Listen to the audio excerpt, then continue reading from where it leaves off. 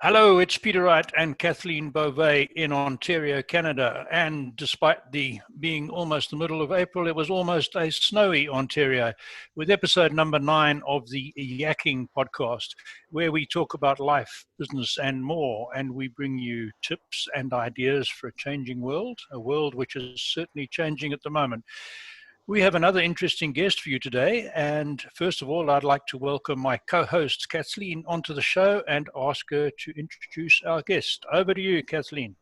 Yes, hello everyone. I'm Kathleen Beauvais, and we do have a special guest. In fact, this is our second podcast with Stephen McInnes, who is a partner with MyCXO. Welcome, Stephen. And I will hand it off to you to tell our viewers and our listeners exactly what you do.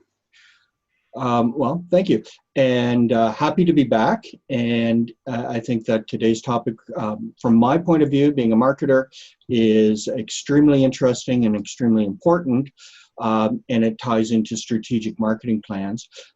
And what do? Well, I act as a fractional CMO for organizations that want to basically make it to their next level of success.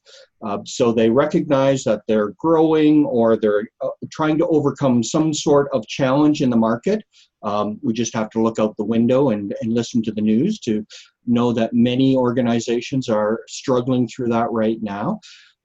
And essentially what myself and my team does is we are available in a less than full-time capacity, so fractional mode, where we can come in, we can apply our expertise to business challenges or opportunities, and we can help organizations get to that next plateau of business where they can, in fact, afford the role that they're looking to need in a full-time capacity. So essentially, our goal is to help grow companies. Great. That's really good. And you've got a wealth of resources and expertise, I know, behind you there, Stephen. And I think it's really topical that someone like you is talking right now. When we discussed the situation in survival a couple of weeks ago, we were talking about how so many companies are in a stage of transition and many have to make a huge change, real pivot. Just to survive. And one of the tools I remember from my business school experience that we used was a SWOT analysis as the starting point for any major change or improvement in strategy. So you tell us about a SWOT, our listeners and viewers, your ideas on how to do a SWOT analysis and what it's all about. Well, absolutely. And I mean, like many things in business, a SWOT analysis is a tool. And it's part of a number of tools that fit into a strategy.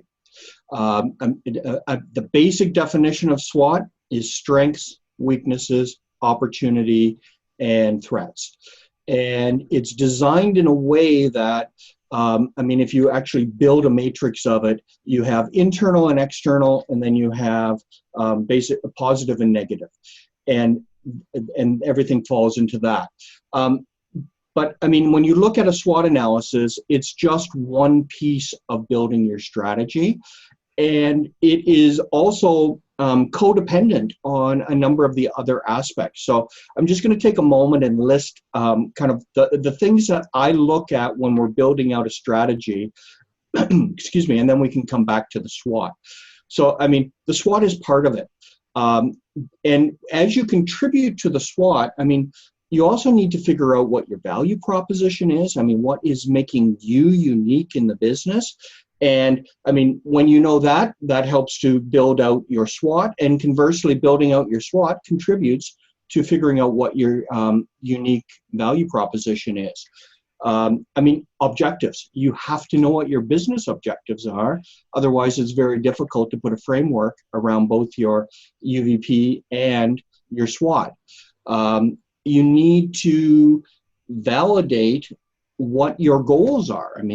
You're doing all of this to achieve goals. So, you also need to use your SWOT in conjunction with either building out your goals or validating what your goals are. You need, this is a huge part. This can't be done in a vacuum. You need to understand your customers. So you need to be able to look at either if you're new to a market, you need to do some research, you need to talk to the people you think are your customers and validate your assumptions, or you need to look back to your existing customers and look at what makes them a good customer, or conversely, a customer that maybe you regret having brought on board. And you ultimately then you also, once you know all that stuff, you're also looking at your buyer personas. So who are the people within the companies, and what do they look like? How do they think? Because you have to align your messaging to them. And all of this is part of your planning process before you get into building out your tactics, your marketing plan, your all of the things that are going to actually build momentum to make your strategy successful. And of course, the third part, I mean, if you look at planning, implementation, and then there's the evaluation. And that's where you need to look at everything you're doing and continually change it. Quick one, if I can just, sorry, Kathleen, quick one while it's fresh on my mind, Stephen, to jump in. Couple of examples perhaps for people who haven't been exposed to a detailed SWOT analysis before. One off the top of my head, in our current situation, the current situation is a huge threat for restaurants, but it could be a huge opportunity for online delivery, people who deliver online purchases. For instance, there's two totally different businesses. One what's happening is good, one bad. That's the sort of thing that you will find when you do a SWOT analysis, correct? Correct. And that's why a SWOT analysis, to be perfectly honest, anything that is strategically related, it's not a one and done. It's something that if there's a major change in your market, you need to go back and reflect upon your original strategy. And you need to reflect on whether or not it's going to make it through. So, Stephen, thanks, Stephen. Kathleen, over to you. Thanks, Peter. I was just going to ask, so now that, why is this important? So when listening to you discuss SWOT analysis, we think that this is pertinent to bigger companies and corporations, but in fact, this is something that even a solopreneur, an entrepreneur would benefit from. Isn't that right? Strategy is important to everyone, regardless of the size of your organization. The only difference is the level of complexity. And the number of things that you may end up including within your things, a number of business objectives, a number of business goals. Realistically, every organization, every solopreneur should be thinking and addressing their market first from a strategic standpoint, and then using their strategy drive their tactics. And it's a lot easier when you're, easy is never a good reflective term. When you have a larger established organization, more people have contributed to building the strategy. Solopreneurs, we do strategy, but we often just do it in our head. We often don't vet it. We often only look at the things we know we're good at, i.e. the strengths, right? And we're always looking to align our strengths to the opportunities in the marketplace. So what ends up happening is you create a one or two dimensional strategy, as opposed to looking at your business within your market holistically. So that's the biggest challenge. If anybody is going to a bank looking to get some money, a line of credit, a loan, they're going, within part of their business plan that they're going to have to present to the lender, there has to be some strategy in it. So as we grow, we have to start to think strategically and realistically. Even if we're going to remain a solopreneur our entire life, it's good to look at all sides, because when we are in a situation like this, which very few people would have predicted, we have to be adaptable. And if we know if we truly know our strengths, our weaknesses, our opportunities, and our threats, it makes it a lot easier to pivot. it makes it a lot easier to come back to that original strategy and look and say, okay, you know what? We had identified this as a tertiary strength that we really weren't paying attention to. I mean, to your point, Peter, restaurants versus delivery services. If someone had started doing a little catering, doing a little, in the early days, you could have it delivered via a taxi before Uber Eats and DoorDash and everything like that. If they had recognized that, that's a small market, but it really hasn't taken off, but we're good at it, well, that gives you the opportunity to go back and go, hey, you know what? We really aren't exploiting this. Our market has changed dramatically. This seems to be the way, even though we didn't want to initially get involved in the DoorDashes and Skip the Dishes of the world. But this is the only way we're going to survive. Right. So what can we do? And maybe it's a short-term thing where, you have a family member who has a car who just hasn't been doing anything, and you take that on yourself and you start to build. I mean, if you're good at your business and if you build rapport with your regular customers and you figured out through social media how to connect with them, you can give an outreach, right? It can, and you can make an offer and you can say, hey, we haven't necessarily been doing this in the past, but we miss you. Right. And we want you to still be able to take part of what we're still offering. Hey, we're still open. We just can't let you in our dining room. That's right. So it's again, it's easier to pivot if you've thought about it in the past. Yep. Another area where SWOT analysis is really useful for a small business or a solopreneur is and I include myself, we rarely see our weaknesses until we start putting things down on paper. So it's the textbook case of someone who's good in a certain area. They might be an author or really good at creative stuff or signwriting, whatever. And they start a business on their own. They're a one-man show and it ticks along quite nicely. And as soon as they get popular, they don't recognize they have a weakness for administration, invoicing, and collecting the money from their customers. And there's so many cases where businesses close purely because the owner has not recognized that weakness and not outsourced it and tried to do everything himself or herself, and it's fallen apart. So that's always I've seen as a big benefit of doing that SWOT analysis. I know that I think you have mentioned it, but I'm sure some people will still be a little bit confused between strengths and opportunities. Do you want to talk a little bit more about that? Well, I mean, that's where if we were to throw up a chart, we would be able to see. I mean, strengths are internally focused. Right. Opportunities are externally focused. And then on the other side of it, you've got weaknesses and threats, which again, weaknesses are internal and threats are external. So what's happening in the market today with basically the world reacting to the pandemic situation, I mean, that's a threat, right? A weakness would be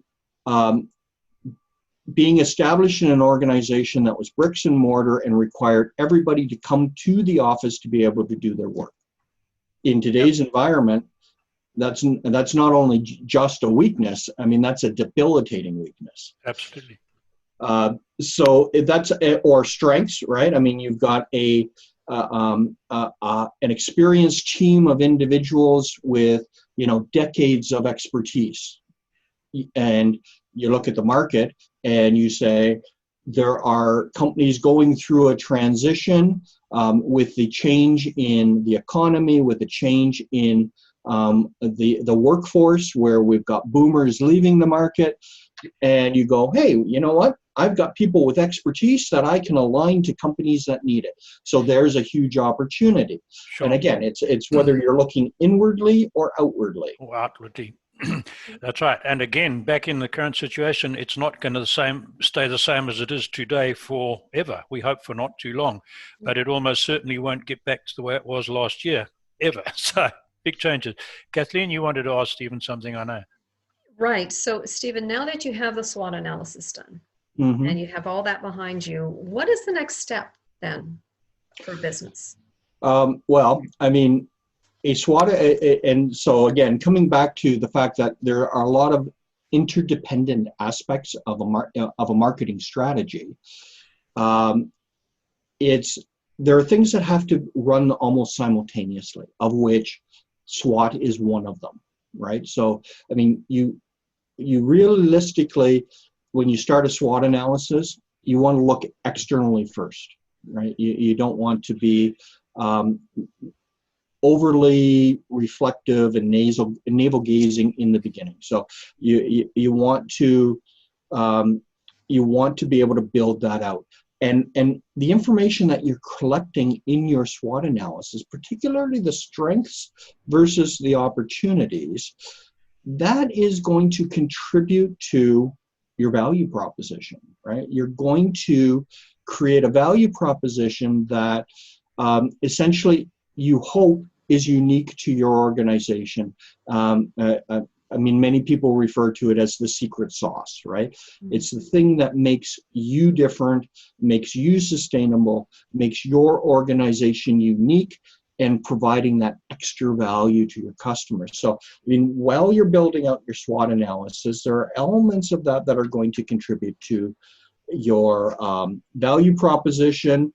I mean, you also want to be building out what your strategic objectives are, right? And you need to frame that. And I mean, as you are thinking about your strengths and your weaknesses and your opportunities and your threats and going through that analysis, you need to align that against what your marketing goals are, what your strategic marketing goals are. So you actually, through the process, you're also going to be building out your goals. I mean, they may already exist, in which case you need to validate your goals.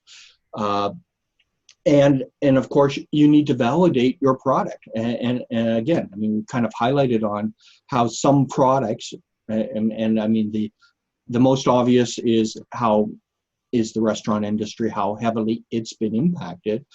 You have to look at what your product is. I mean, and there's an element of that I mean, their entire business model has changed, where it was a huge dimension to me about restaurants were not the food, it was the environment. Well, if you were focused on creating a great environment as well as delivering great food, you can't deliver that experience anymore. So you have to find something else, right? So your product has changed. How are you going to take that forward until it changes back? Or how are you going to take it forward and reinvent yourself such that it doesn't matter if it changes back? Absolutely. I think there's something really important for a lot of people don't get right, and that is the word value in value proposition. I've seen many cases in the past of people coming up with what they think is a brilliant idea. They have the skills to deliver the idea. They very often have some internal strengths to make it happen, but they don't spend enough time testing that their idea of value is the same as their potential customers. And exactly. The old story, build the best, well, a variation of the old story, build the best mousetrap in the world, but if the cats have got all the mice, then it's not going to do too well. So I think that's really important to test your theory, test your hypothesis that what you believe is value, your customers also believe is value. Yeah, and that's a very good point where, and part of this process as well, as I highlighted earlier, is you need to understand your customers, and you can't do that in a vacuum. No. And another thing that, as part of building out a good SWOT analysis, I find companies who build out successful SWOT analysis, they create what's known as a red team.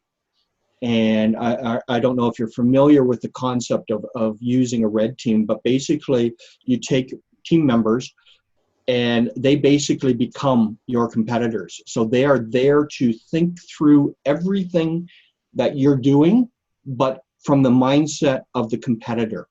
And they're there to challenge everything and basically try to, I mean, it's a lot like a straw man. You're really looking at trying to disprove everything that the blue team has come up with. Yep. And that also is important for solopreneurs, where, you are an army of one. There is no such thing, right? You cannot do strategy by yourself. You have to involve others, friends, neighbors, former coworkers, people on LinkedIn, join a peer-to-peer group. You need to get feedback. You need to get feedback of customers. You need to get feedback of people who might be customers, because every time we look at our own ideas, we're looking through a lens, and it's our own subjective lens. Absolutely. Right? To your point, you can have the best, in your mind, the best product that solves a problem that you perceive. But if no one else perceives that what you've designed is in fact a problem, it doesn't matter. And there's another side to this that, again, and I've done this myself, and many people make this mistake, is they get scared about pricing their product at the correct value or their service at the correct value. And it's the other way around from what we've just been talking about. They don't see enough value in their own product, but if they do their research properly, they might find that the market values it much higher than they do. And that there's countless examples of that too, the Rolls-Royce syndrome, if you like. Yep. No, and again, an excellent point. If we haven't tested the market, what we think is expensive in our own mind because of our own bias may in fact be ridiculously cheap, right? Yep. So it's, yes, value only exists in the mind of the customer. Absolutely.